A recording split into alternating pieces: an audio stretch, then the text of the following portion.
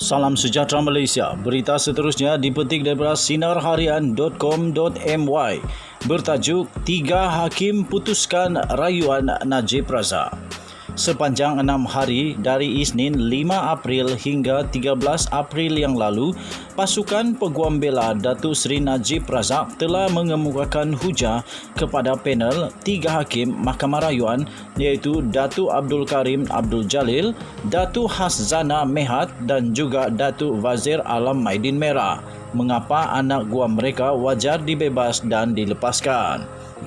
Mulai Rabu 14 April pula, tiba giliran pasukan peguam responden membuat hujah balas bagi meyakinkan panel hakim sebaliknya, iaitu bahawa sabitan dan hukuman yang telah dijatuhkan ke atas Datuk Seri Najib Tun Razak oleh hakim bicara iaitu Muhammad Nazlan Muhammad Ghazali pada 28 Julai 2020 yang lalu itu wajar dikekalkan dan rayuannya mesti ditolak. Prosiding jenayah melibatkan mantan Perdana Menteri Malaysia itu mula pada 3 April 2019 dan berlangsung selama 57 hari yang melibatkan 76 saksi dari kedua-dua pihak pendakwaan dan pembelaan. Peguam bela Najib iaitu Tan Sri Shafie Abdullah memanggilnya sebagai the trial of the century iaitu kes terbesar pada kurun ini. Pada akhir prosiding, Hakim bicara Muhammad Nazlan Muhammad Ghazali telah mensabitkan kesalahan Najib dan menjatuhkan hukuman penjara selama 12 tahun serta denda 210 juta. Walau bagaimanapun, sementara menunggu kes itu didengar dan diputuskan oleh Mahkamah Rayuan, Hakim bicara telah menangguhkan hukuman penjara dan denda itu. Tetapi Najib dikehendaki untuk mengemukakan jaminan sebanyak 2 juta ringgit kepada mahkamah.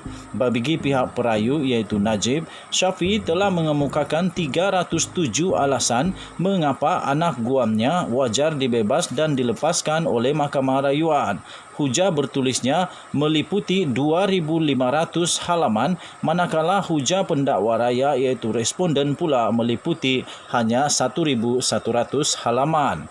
Penghakiman bertulis Hakim Muhammad Nazlan meliputi 801 halaman dan semua ini perlu dibaca dengan teliti dan diberi pertimbangan sepenuhnya oleh ketiga-tiga Hakim Mahkamah Rayuan. Selain meneliti ribuan halaman dokumen bertulis itu, mereka juga dikehendaki untuk mendengar hujah lisan pasukan peguam bela Najib ini selesai pada Selasa 13 April yang lalu. Selepas itu, hujah lisan pasukan pendakwaan iaitu bermula Rabu 14 April dijangka berterusan hingga minggu ini. Dalam rayuan itu, Najib diwakili juga selain Shafie oleh Harvinder Singh dan juga Farhan Riyad. Manakala pasukan pendakwaan iaitu responden dianggotai oleh Datuk V. Sitambaram, Timbalan Pendakwa Raya Muhammad Ashraf Adrin Kamarul, Donald Joseph Franklin dan Sulaiman Khoh Abdullah. Apabila prosiding bermula 5 April yang lalu, Shafie segera mempersoal keputusan hakim bicara yang mensabitkan anak guamnya. Shafie berkata mengikut pengalamannya selama 40 tahun sebagai timbalan pendakwa raya dan kemudian sebagai peguam bela, lazimnya hakim yang berpengalaman sahaja yang dilantik menjadi hakim bicara dalam kes-kes jenayah yang berat atau rumit. Dalam kes Najib itu, hakim bicara yang dilantik adalah seorang yang tidak ada pengalaman mendengar kes-kes jenayah. Sebagai contoh, kata Shafie, dalam kes rasuah melibatkan Datuk Harun Idris, mantan Menteri Besar Selangor pada tahun 1977, prosiding dikendalikan oleh Hakim Raja Azlan Shah, manakala dalam kes Anwar Ibrahim, mantan Timbalan Perdana Menteri pula, prosiding dikendalikan oleh Hakim Yusofi Abdul Kader. Kedua-dua hakim kanan itu pada ketika itu turun dari Mahkamah Persekutuan untuk bersidang sebagai Hakim Mahkamah Tinggi mendengar kes-kes tersebut. Katanya disebabkan kurang pengalamannya dakwa Shafie, Hakim Muhammad Nazlan telah melakukan kesilapan demi kesilapan. Beliau kemudian ditegur oleh Hakim Datuk Karim yang memintanya memperincikan di mana hakim bicara itu telah melakukan kesilapan. Syafiee menjelaskan bahawa semasa Nazlan memanggil Najib membela diri di penghujung kes pendakwaan pada 11 November 2019, hakim bicara itu menyatakan secara lisan bahawa pihak pendakwa telah berjaya membuktikan satu kes prima facie terhadap anak guamnya. Bagaimanapun, dalam penghakimannya bertulisnya setelah mensabitkan Najib, hakim bicara telah menyatakan beberapa alasan tambahan kenapa tertuduh dipanggil membela diri.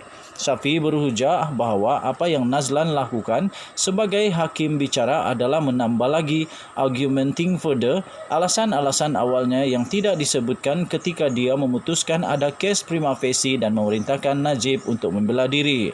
Perbuatan begini tidak boleh dilakukan oleh hakim bicara, hujannya lagi. Kesilapan begini tidak akan dilakukan oleh seorang hakim jenayah kanan atau senior criminal judge, dakwanya lagi.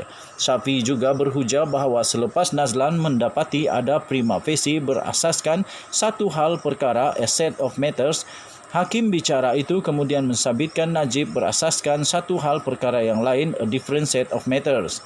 Tindakan hakim bicara ini seumpama mengalihkan tiang gol, akin to shifting the goal post terhadap kes anak guamnya, kata Syafiee lagi. Hakim bicara tidak sepatutnya menokok tambah alasan-alasannya sewaktu mendengar kes pembelaan.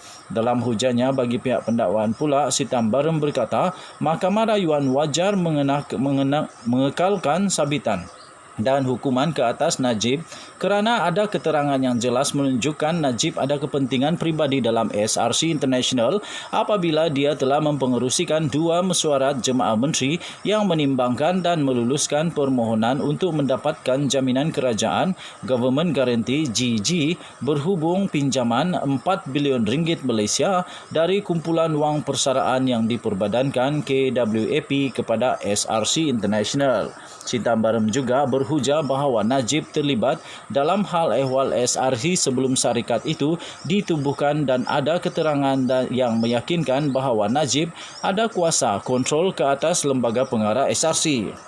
Keterangan saksi daripada pengarah-pengarah SRC International menunjukkan bahawa Najib ada kuasa lantik dan pecat, hire and fire ke atas mereka. Sitambaram menambah bahawa Najib menjadikan SRC seperti akaun bank pribadinya, personal bank account, apabila merujuk kepada 3 pemindahan wang SRC bernilai 5 juta ringgit, 10 juta ringgit dan 20 juta ringgit menerusi Gading Menteri Sdn Bhd dan Ihsan Perdana Sdn Bhd. SRC yang pada awalnya adalah anak syarikat 1MDB kemudian menjadi milik penuh Menteri Kewangan diperbadankan. Selain menjadi Perdana Menteri, Najib juga menjadi Menteri Kewangan, Penasihat SRC dan Ketua Lembaga Penasihat 1MDB. Prosiding rayuan itu dijadual bersambung pada 19 April hingga 22 April depan. Sama-samalah kita tunggu bagaimanakah 3 hakim Mahkamah Rayuan ini nanti akan memutuskan masa depan Najib. Datuk Saleh Buang ialah bekas Peguam Persekutuan di Jabatan Peguam Negara dan bekas Profesor Tamu di Universiti Teknologi Malaysia. Sekian berita. Artikel ini tidak menggambarkan pendapat dan pendirian daripada channel ini. Sekian berita. Salam sejahtera Malaysia. Bye-bye.